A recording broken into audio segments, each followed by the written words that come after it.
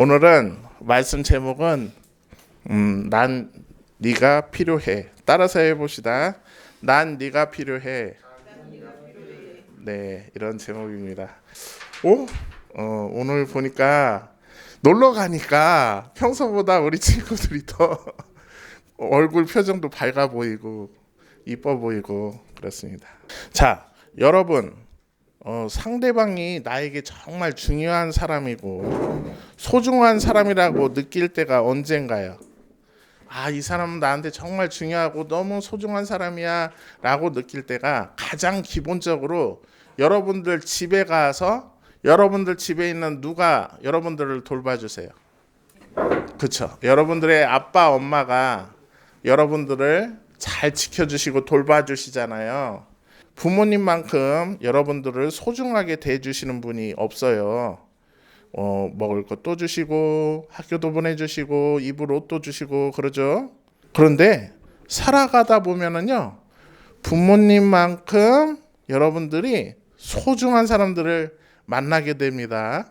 부모님만큼 소중한 사람들은 믿음의 동역자들이에요. 따라서 해보겠습니다. 믿음의 동역자.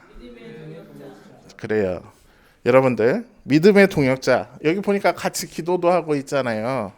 바로 교회에서 만날 수 있는 친구들입니다. 바로 여러분들 옆에 있는 친구들 그리고 선생님들이 믿음의 동역자예요. 지난주 영록 선생님과 저는 단둘이서 식당에 가서 맛있는 식사를 하였습니다. 그리고 영록 선생님과 저는 따사로운 봄 햇살을 맞으며 식당 옆에 테이블에 앉아서 공과를 같이 봤습니다. 왜냐면 제가 찬양 인도하러 내려가야 되니까 빨리 가야 되니까 영록 선생님께 훈련 차원에서 저희 중2 반과 영록 선생님 반을 같이 할 수 있도록 같이 밥을 먹고 공과를 읽었어요. 그래서 여기 있는 빨간 펜으로 밑줄을 싹싹 긋어가면서 영록 선생님에게 제가 공과를 읽어줬어요. 그런데요, 그 순간 놀라운 일이 벌어졌어요. 평소 때보다 더 제가 말씀이 준비가 잘 되고 이 말씀의 구절들이 머릿속에 마치 사진기 찍는 것처럼 찰칵찰칵 머릿속에 저장이 되고 있는 거예요. 제가 만약에 혼자 봤으면 집중력을 방해할 때가 좀 많거든요. 저의 이게 특성인데, 그런데 영어 선생님과 같이 공과를 보는 순간 성령님께서 역사하셨는지 평소보다 집중이 잘 되고 말씀에 중요한 메시지들이 머릿속에 강하게 각인이 되는 경험을 하였습니다. 지난주에 호연 선생님이 저의 설교를 듣고 이렇게 평가를 해주시는 거예요. 전도사님 설교가 평소보다는 좀 다르시던데요. 뭔가 말씀에 권위가 있고 부드러운 말씀의 전달 자세가 느껴졌습니다. 평소보다 말씀을 더 잘 하신 것 같습니다. 라는 호연 선생님의 평가가 있었습니다. 그랬을 때 그 말을 듣고 제 마음이 기분이 좀 좋아졌어요. 저의 설교가 날이 갈수록 지금 성장하고 성숙해지고 있다. 그런 느낌이 들었습니다. 그때 고마운 사람이 한 사람이 떠올랐습니다. 단크림. 이분은 누구일까요? 영록 선생님이 떠올랐습니다. 영록 선생님과 같이 공과를 읽지 않았으면 저의 설교가 성장할 수가 없었던 것이죠.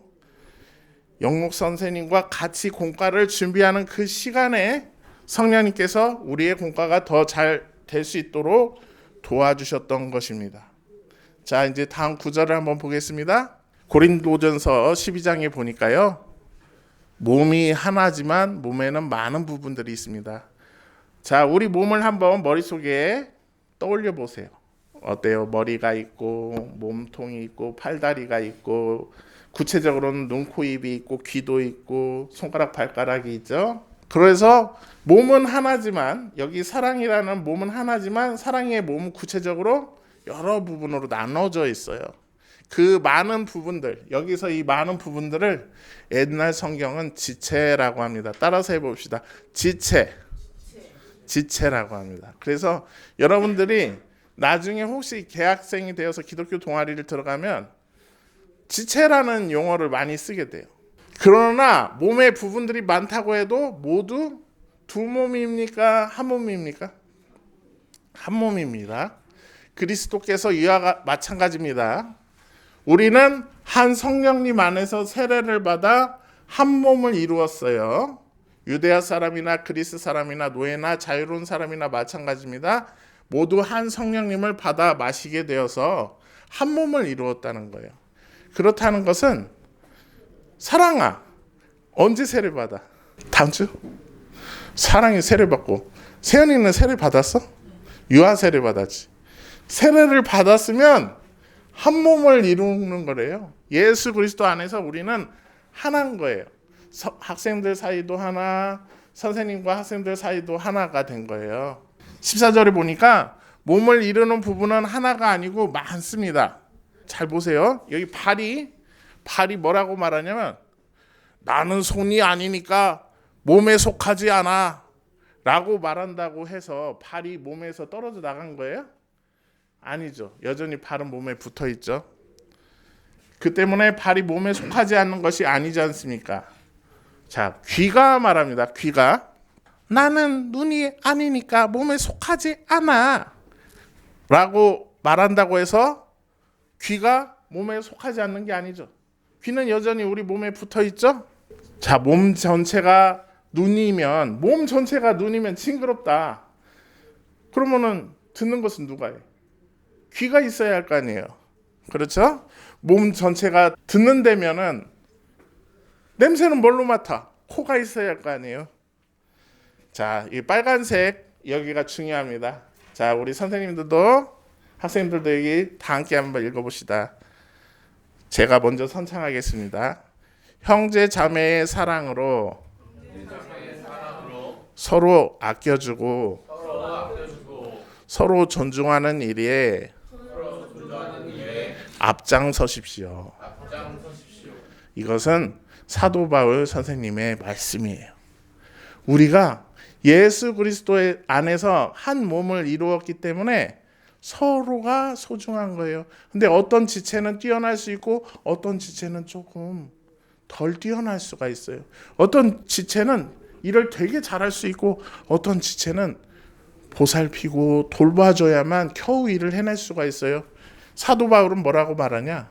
형제자매의 사랑으로 서로 아껴주고 서로 존중하는 일을 해주세요라고 말을 하고 있습니다. 그것은 무엇이냐? 우리가 서로 부족하지만 서로 연약하지만 서로 아껴줄 때에 제 힘을 낼 수 있다. 그것입니다. 만약에 내 다리가 다쳤어. 그러면은 우리가 이렇게 말한다고 생각해 보세요. 너 다리 왜 다친 거야? 너 정말 형편없구나. 너는 우리 몸에서 취급을 안 할 거야.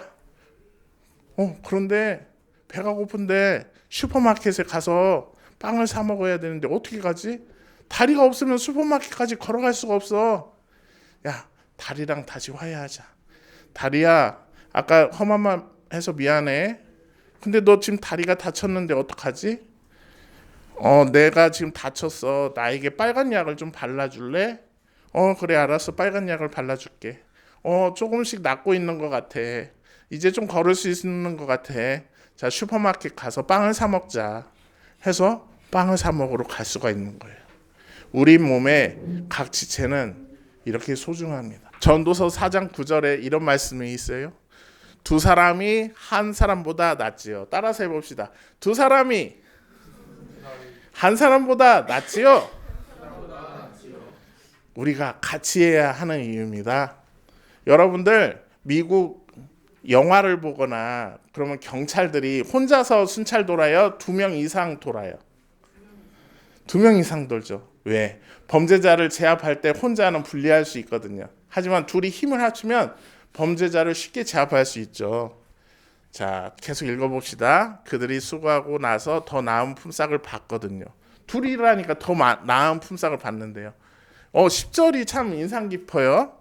혹시 누군가 넘어지면 한 사람이 자기 동료를 일으켜 세워주지요. 어때요? 마음에 좀 와닿지 않나요?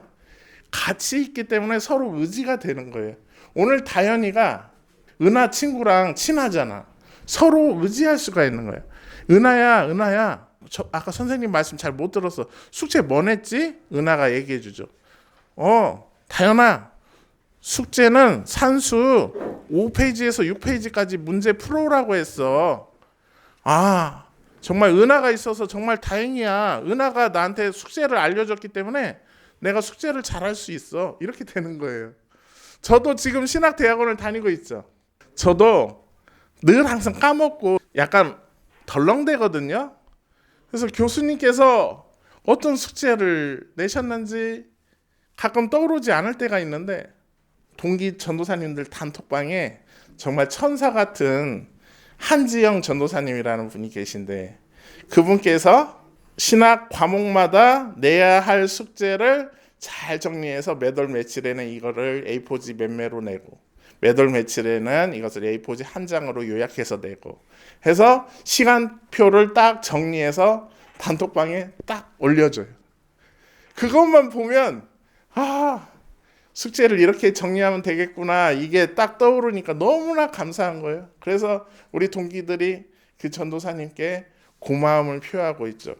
이런 시가 떠오르죠. 꽃이라는 김춘수의 꽃이 떠오릅니다. 내가 그의 이름을 불러주기 전에는 그는 다만 하나의 몸짓에 지나지 않았다. 내가 그의 이름을 불러주었을 때 그는 나에게로 와서 꽃이 되었다. 내가 그의 이름을 불러준 것처럼 나의 이 빛깔과 향기에 알맞은 누가 나의 이름을 불러다오. 그에게로 가서 그의 꽃이 되고 싶다. 우리들은 모두 무엇이 되고 싶다. 너는 나에게, 나는 너에게 잊혀지지 않는 하나의 눈짓이 되고 싶다. 여러분들, 이름을 불러주기 전에는 꽃은 하나의 그냥 몸짓, 바람에 흔들리는 그냥 식물에 불과했대요. 빨간지 노란지 이쁜지 안 이쁜지 아무도 관심이 없어. 그냥 바람에 나부끼는 하나의 식물에 불과했던 거죠. 그런데 그 누군가가 이것은 정말 아름다운 꽃이구나 하면서 사랑스러운 눈으로 그 꽃에 대해서 찬사를 보냈을 때 그제야말로 그 꽃의 진면모가, 가치가 드러난다는 것입니다. 그렇다는 것은 무엇입니까? 중고등부가 하나의 예수 그리스도 안에서 한 몸이고 한 공동체일진데, 우리가 서로를 존중하고 인정해주고 드높여줄 때야말로 여러분들의 존재 가치가, 저의 존재 가치가 증명된다는 것입니다. 그렇기 때문에 옆에 있는 여러분들, 또 옆에 있는 선생님들이 소중한 것이죠.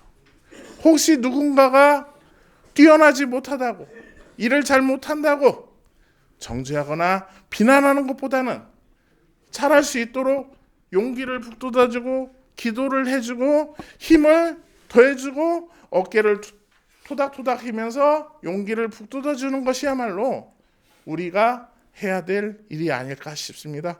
그래서 저는 이 설교를 준비하면서 이 찬양이 떠올랐어요. 이 찬양 아시는 분은 화석인데, 다음 우리는 사랑의 띠로 하나가 되었습니다. 하나님을 사랑하고 예수님의 사랑을 널리 전하세. 이 찬양 아시는 분? 화석 한 명. 왜 손 안 들어? 알면서. 모두 찬양하며 주의 사랑을 전하세. 모두 함께 예수님의 사랑을 세상에 널리 전하세. 하지만 여기 찬양에서 중요한 게요, 사랑의 띠로 하나가 되었다는 거가 중요해요. 우리가요, 오늘 왜 놀러 가요? 우리가 왜 군산 선교도 왜 가요? 그냥 단순히 놀러 가는 거가 아니라 사랑의 띠로 하나가 되기죠. 평소에 말 안 걸었던 친구들은 오늘 옆에 딱 붙어서 서로 말도 해보고 서로 관심사가 뭔지 물어도 보고 좋아하는 음식이 뭔지, 좋아하는 게임이 뭔지, 좋아하는 만화가 뭔지 서로 알아가면 좋을 것 같아요. 안 그래요? 우리가 바울 선생님께서 하나가 되라. 너희들은 지체다. 다 중요하다. 뛰어나든 덜 뛰어나든 잘하든 못하든 모두 소중하다. 너희들은 예수 그리스도께서 우리를 하나 되게 하셨다. 따라서 해봅시다. 예수 그리스도께서 우리를 하나 되게 하셨다. 예수님이 우리를 하나 되게 하셨기 때문에 그 누구도 우리를 나눌 수가 없어요.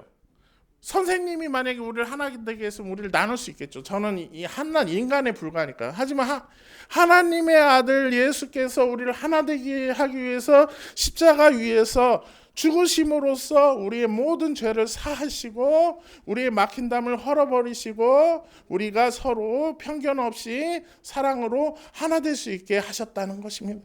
그렇기 때문에 여러분들 이제부터 친하지 않은 친구들에게 한번 접근도 해보시고 말도 걸어보시고 선생님들에게 다가가도 보시고 선생님들도 학생들에게 말도 걸어보시고 하면서 서로 친해질 수 있는 하나가 될 수 있는 오늘이 될 수 있으면 모두 아멘을 해보겠습니다. 오늘 친해져서 하나가 되자 믿으시는 친구들은 아멘. 아멘. 자, 기도하고 말씀 마치겠습니다.